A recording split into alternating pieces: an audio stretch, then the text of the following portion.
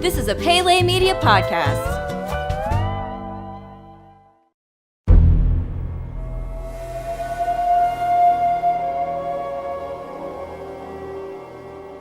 Welcome back to Jurassic Park Minute. Jurassic Park Minute is the fan podcast that chronicles and overanalyzes the classic 1993 film Jurassic Park minute by minute. I'm Kyle. I'm Brady. And today we're here to bring you minute number 34, Jurassic Park. Brady, how are you doing this morning? Doing good. This is a big one. This is a big minute. There's a lot of cool stuff going on. Yeah, there is. I like this minute, and I like that it shows sea bass. Which you and I are in here. Food has been a topic of conversation, I think, for the past few minutes. So we, torturing ourselves by looking at this delicious Chilean sea bass that Alejandro has prepared for the park guests really is a little bit torturous. But do you think that's Alejandro or just some other dude? I think it's probably the if Alejandro is the famous chef, he would be wearing all white with his chef's hat. Probably he has a group of dudes that are his runners, that service under him. I don't think he steps foot out of the kitchen. It is.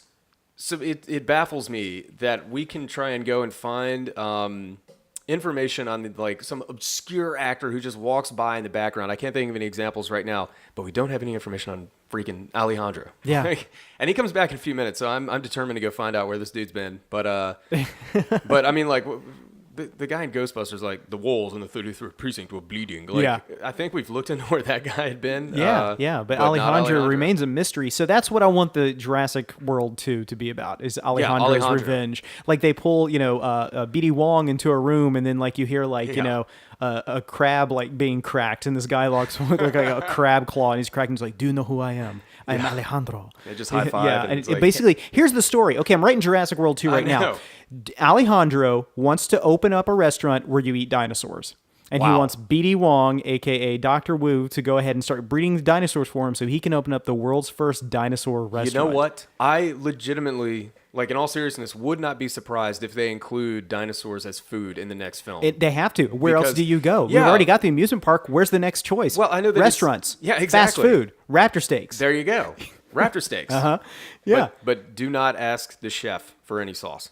So if you could eat any kind of dinosaur, what would it be? Man, let's see. I mean, Triceratops looks pretty tasty.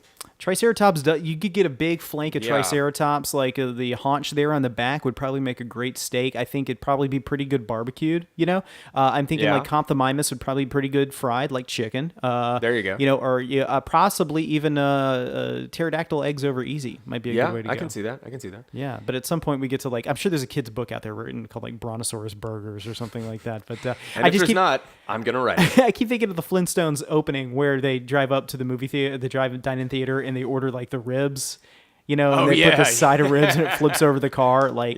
You could feed, that'd be a good reason to clone dinosaurs and bring them back. Imagine how many people you could feed with one adult brachiosaur.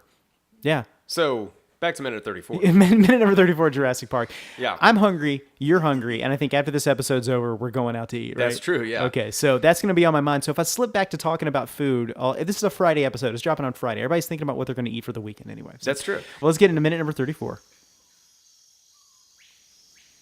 In the previous minute, we met Robert Muldoon. Muldoon told Grant that the raptors have shown extreme intelligence and that the big one was the leader of the pride now.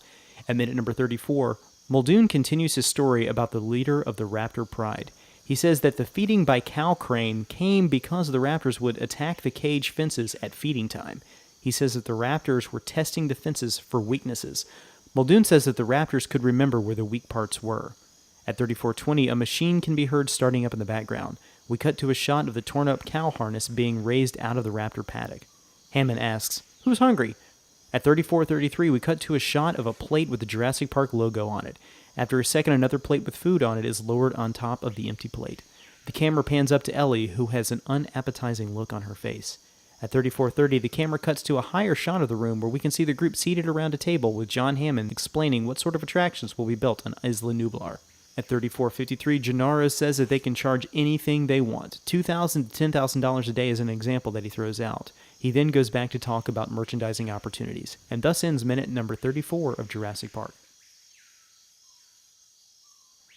So, yeah, again, that sea bass there at the very end, and Gennaro talking about the merchandising opportunities that he can see coming into play for Jurassic Park. So, now, we do get a little bit of the difference between the book and the movie here, because the it's going to go into the next minute, but we're starting to see the Hammond difference between Hammond in the book and Hammond in the movie. Yeah, that's true. Hammond in the book is an entrepreneur. He is a capitalist. He wants to be able to have this park served to the global elite. That would probably come in and eat dinosaurs in a restaurant and pay $10,000 a day for it. Hammond in the movie, not so much. Not so much. And in fact, we do get kind of a shot earlier where he's trying to distract everyone from what's going on. The chaos of the cow just got eaten. That's true, yeah. Where he says like, okay, who's hungry? Let's get everybody out of here. I want to give you a nice meal and wow you about this park and the technical marvel that it is to get your mind off the fact that you just saw how the sausage is made. You saw that these things have to be fed and that they're carnivores. Yeah. Yeah. No, absolutely. So yeah, in this moment and the next couple of minutes where they're in the VIP lounge or dining room, you do kind of get to see a good cross between the Hammond in the movie and the Hammond in the book. And just brilliantly played by Richard Attenborough. But right here towards the beginning of the minute when Muldoon says they remember, we've been seeing Jeff Goldblum doing some really subtle stuff where you see Malcolm just kind of like showing more and more signs of how this ain't a good idea. And right as Muldoon says they remember, Malcolm gives himself this little nod, like, I could have guessed. I could have guessed that, This is a dumb idea. Yeah, very, very dumb idea. So something else that Muldoon covers is that velociraptors can get up to, 50, 60 miles if they get out in the open. Cheetah speeds, yeah. Yeah. Mm-hmm. Well, I'm going to go into this a little bit. Yeah, So good. as we've talked about in a previous episode, they're basing their velociraptors in this movie on Deinonychus. And Deinonychus could only get up to 6 miles per hour. Really? So, yeah. Okay. And I know that's kind of disappointing, but you got to remember that everything in this movie, all the dinosaurs are engineered, so none of them are going to be what they would have been in real life. Yeah. And I'm getting this information from a website called about.dinosaurs.com. And it's a really cool website that has all kinds of cool information on dinosaurs. Including some basic stuff and then some stuff that you would never have known. But according to them, they don't think that the Deinonychus or Velociraptor could get up to the speeds that Muldoon clocks them at, right? Probably not. Yeah. No. Something that this website did was for every dino fact that they had, they would reference Jurassic Park or Jurassic World, which I thought was interesting because it gives the reader a kind of a recognizable comparison. We all know Jurassic Park. And it's where a lot of us know dinosaurs from, is this movie.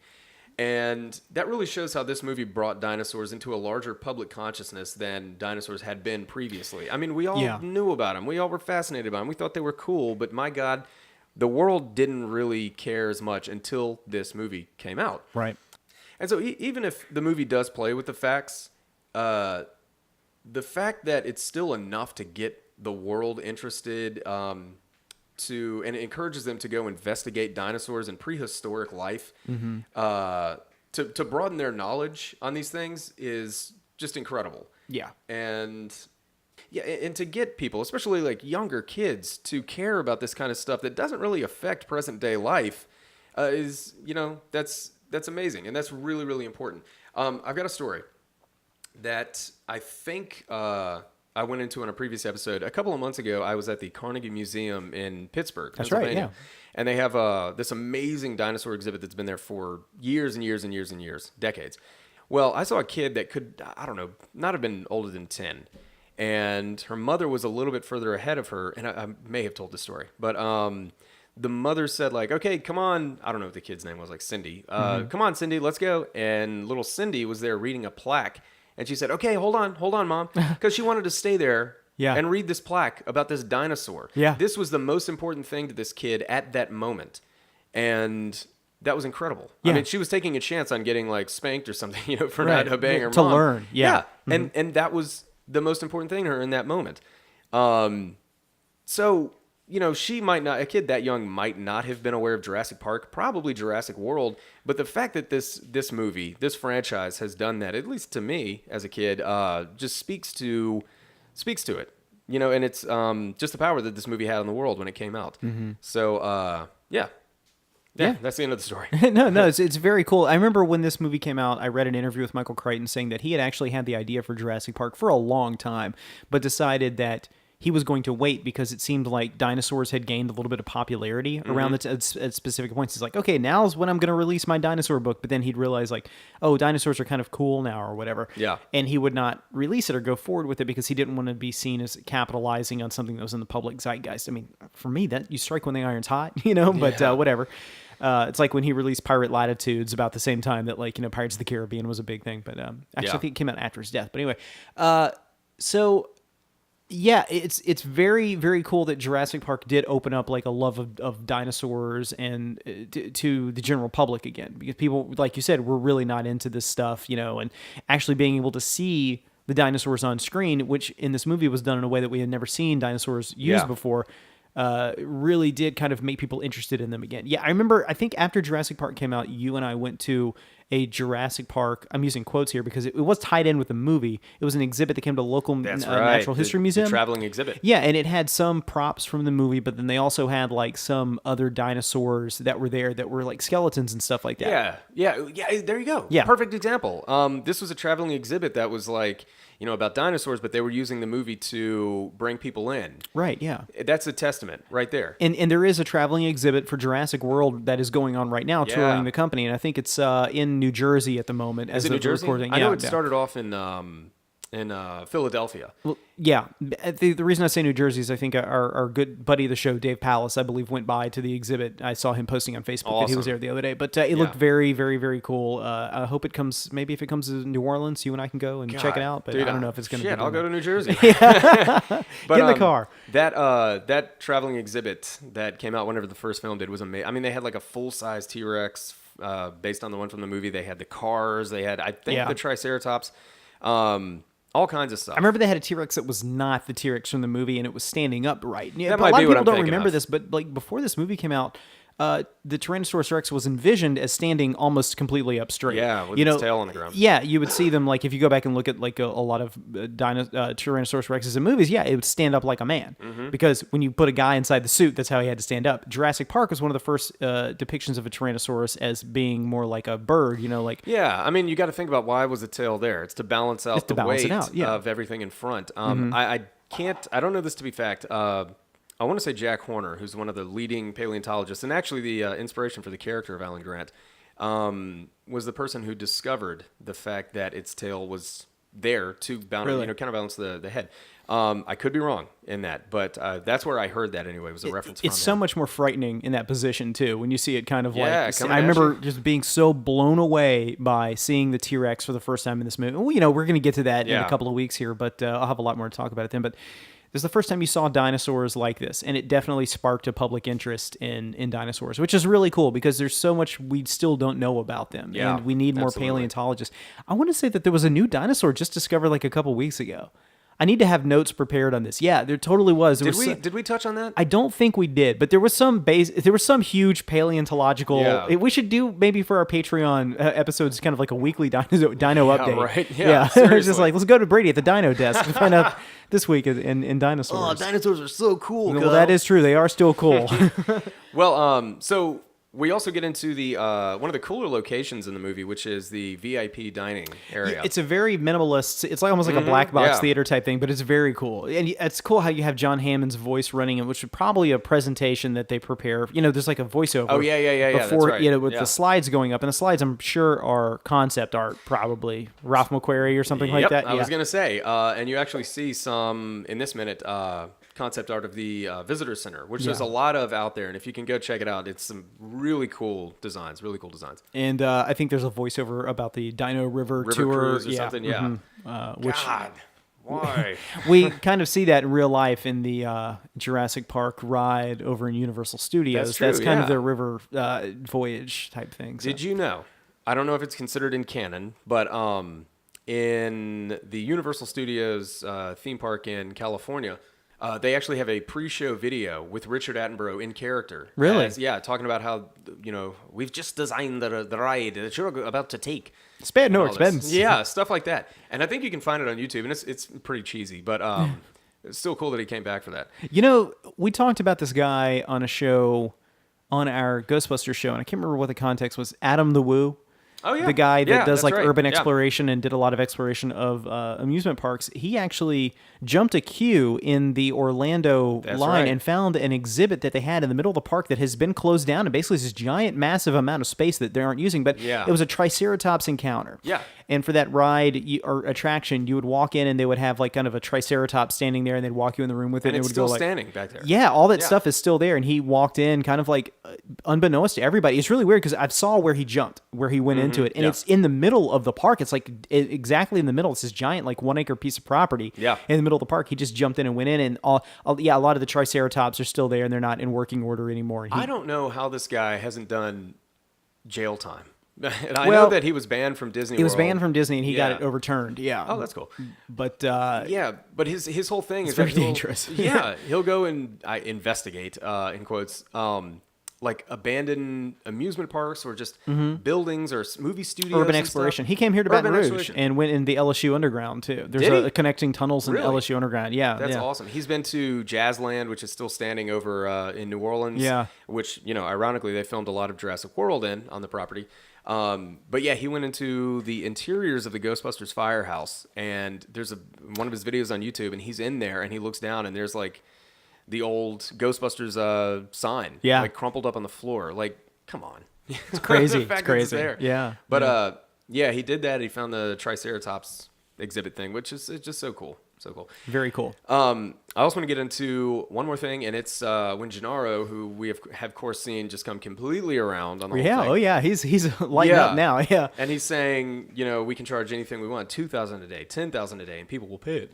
And so I did a little research on inflation and what that would be today. $2,000 in 1993 up to 2016. $2,000 is $3,000, $333.69 per so person a day. Wow. Now, That's a pretty big increase. you think so? It's almost by half. Yeah. Yeah, and $10,000 in Oh, don't even 2016. tell me how much. I know. $16,000, $668.43 per person per day. So basically, in Gennaro's mind, this is just going to be a park that appeals to whales. Do you know what a whale is? No. So it's a term in Las Vegas when somebody they have guys like you and me that if we went to a casino, we play the penny slots, yeah. and be like 50 cents. Oh, we're out. Got to mortgage the house to, get the deed to the house to continue to play this Jurassic Park slot machine. But whales are the people that come in and they might only play a couple of games, but they're the big spenders. They're the guys who fly in on a personal jet and giant poker players who, maybe flew in from, Hong Kong or something like that. And they're going to, just play.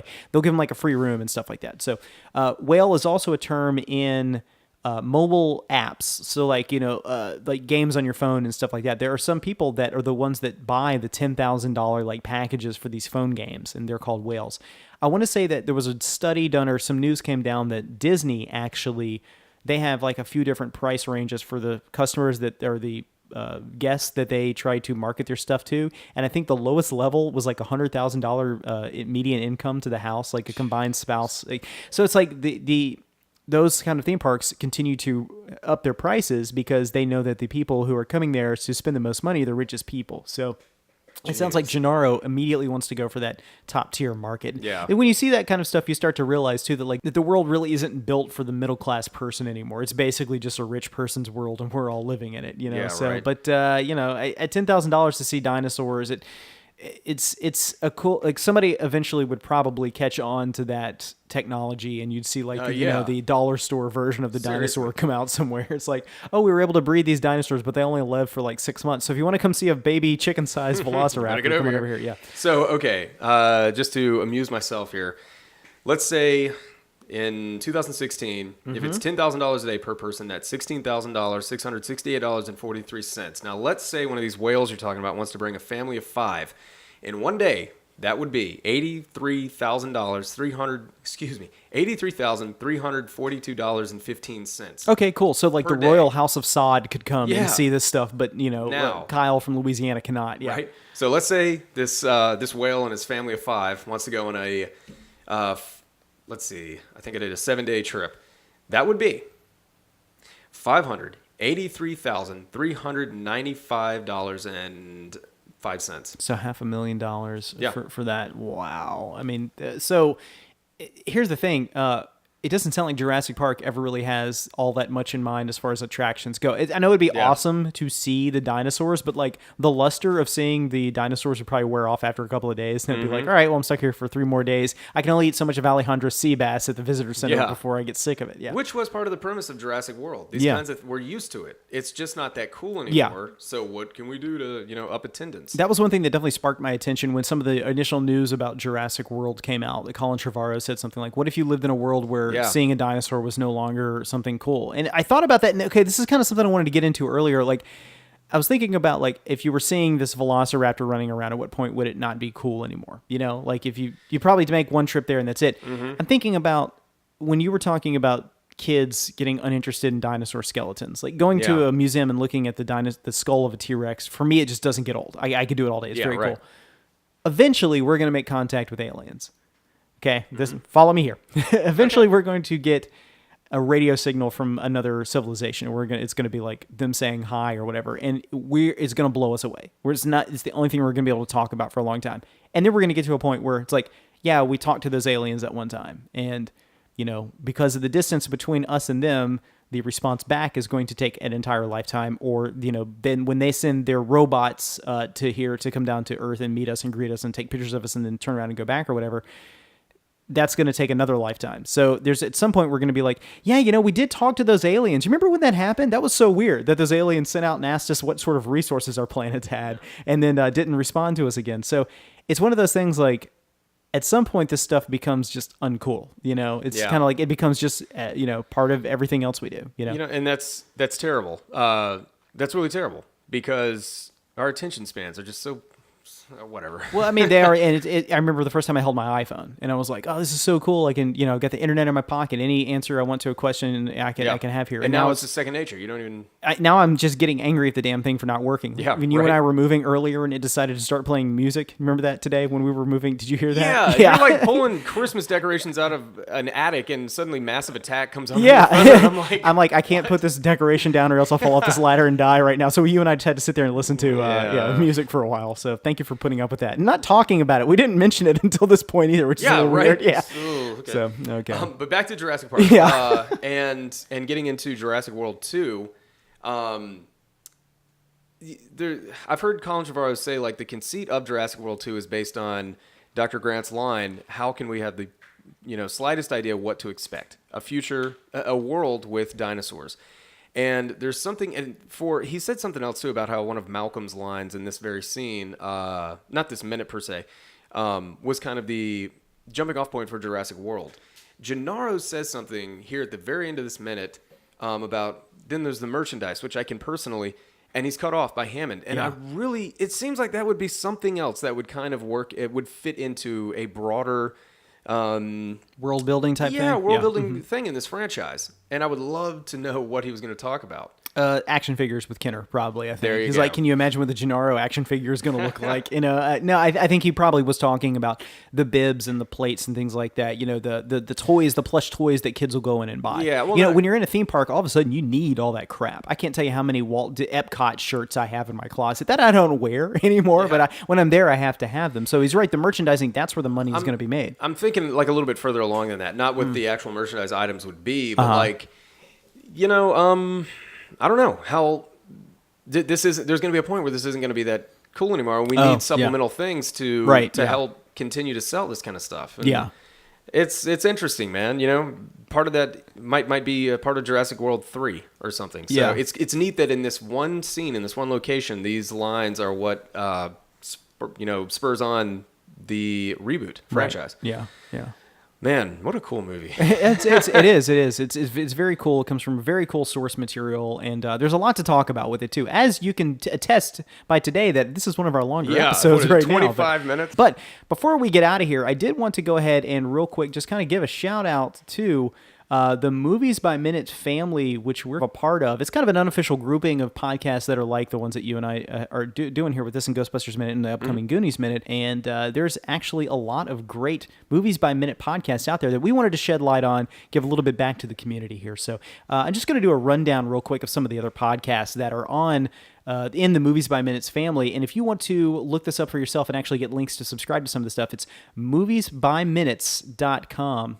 Somebody maintains that website over there. But of course, like I said earlier, there's Star Wars Minute, Goodfellas Minute, a Talking Cast, which is the Movies by Minute podcast for the movie A Talking Cat. Back to the Future Minute as our good friends Scott and Nick over there, and hopefully we're going to have those guys on the show pretty soon. Haven't talked to them yet, but we're going to set that up. Indiana Jones Minute, which is one of your favorites. Wrath of Khan Minute. Gutterballs, which is the Big Lebowski podcast, which is a Movies by Minute breakdown of Big Lebowski. There's Alien Minute, which just wrapped up recently. As If, which is a Movies by Minute podcast for Clueless. The Cast Next Door, which is a podcast chronicling The Boy Next Door. Assembling the Avengers, which is Marvel's The Avengers. Airport Minute. Ghostbusters Minute, like I said earlier, our other show. Caddyshack Minute. 5 Minutes of Trouble, which came along recently, which is Big Trouble in Little China, 5 minutes at a time. Lord of the Rings Minute, which is a pretty new podcast. Beetlejuice Minute. The Burbs Minute. 2 Minute Terminator. Spinal Tap Minute. I want to give a special shout out to Harry Potter Minute because Fantastic Beasts and Where to Find Them just recently came out, and those guys have been doing, I think they're up to like minute 13, 14, 15, something like that right now, and that one's coming together really nicely as well. So, and of course, Godfather Minute. And also, Fifth Element from our friend Crystal Beth, who's just kind of ties the entire Movies by Minute family together. Yeah, she's been a guest on like each one of these shows, right? Yeah. And her boyfriend John is also a part of that. So yeah, that one's going to be great. And it's funny because you and I are kind of part of a group where everybody gets together and talks about these shows before they come out. So we're privy to knowledge about a couple of shows that won't be out for maybe 6 months. And I have to say, the future looks very bright for the Movies by Minute podcast family. Yeah, and I mean, what a cool thing to be a part of. Yeah. It's such a cool community. It's very supportive. There's no infighting or anything. Yeah. It's just kind of like, hey, your show's great. No, your show's great. And, a lot of helpful people there, like, hey, I'm having trouble with mic bleed. How can I help this? And so, but what we want to tell you out there is if you have been listening to this podcast and you say to yourself, hey, man, somebody really needs to make a Movies by Minute podcast about Towering Inferno, we want to tell you, go out there and make that podcast. Yeah, do it. We would want to listen to it. I've got some ideas for movies that are a little bit more obscure, and I know that there's going to be at least 1 or 2 people who would get something out of that. And shoot, I just want to do it to entertain myself and grow my own knowledge on this movie that I love. So if you want to do it just for that reason, do it. Yeah. Do it. There's just find a movie. If it's not already, taken, then do it. But what is the rule that we say? If you claim it, you have to finish it, right? Back towards the beginning, when people started doing more of these Movies by Minutes podcast, I heard one of them say, he contacted someone and said, how does this work really? And that person said, you've got to finish it. You have to finish it. When you start it, you got to finish it. And then, of course, for you and I, we got Goonies Minute coming up. Pele Media is our kind of media conglomerate for our podcast. And we have some ideas for some other shows that are not Movies by Minute podcasts. But we still kind of have to get all of that together. That's all very nebulous right now. Don't make any announcements about it. But we want to try to grow everything. But, of course, one of the ways that people can help us grow is go over and subscribe to our bonus content over at patreon.com/Pele Media. And there, for just $1, you can get the entire back catalog of Ghostbusters Minute episodes that we did. So going forward, I think we're going to drop some more Ghostbusters stuff in the future, but kind of the majority of the Ghostbusters stuff has come to an end. Yeah. And we're getting the Jurassic Park content together now and the Goonies content and, maybe some other things too. So that is still an option that people can jump on board there. That's patreon.com/Pele Media. And you can get a custom personal RSS feed that will get you access to all the back issues of the Ghostbusters Minute bonus episodes. All right. Well, hey, it's Friday. It's the weekend. Are you ready to get out of here? You got any other? All right. Well, fine. Let's get out of here. Let's go. You and I go get some dinner right now. Some Chilean sea bass. Chilean sea bass, folks. Thank you so much for joining us. Everybody have a wonderful weekend. And until next time, I'm Kyle. I'm Brady. Hold on to your butts.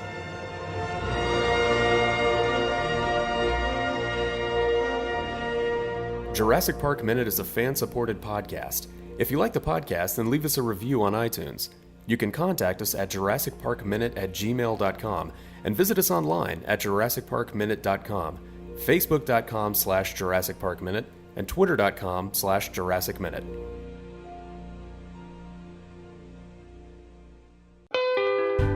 You've been listening to a Pele Media podcast. For premium content and exclusive podcasts, visit us at patreon.com/Pele Media. Check us out on Facebook at facebook.com/Pele Media and follow us on Twitter at twitter.com/Pele Media.